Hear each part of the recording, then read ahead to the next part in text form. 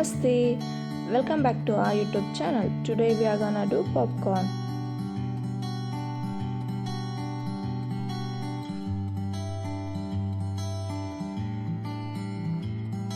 For the pan, take 2 tablespoons of oil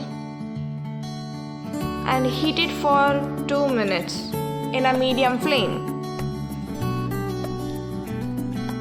After 2 minutes, add salt and corn. Mix well. Close the lid and wait for 3 minutes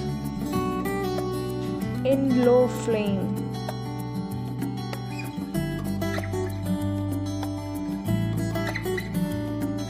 Now the popcorn is ready to serve. Enjoy! Don't forget to subscribe our channel. See you in the next video.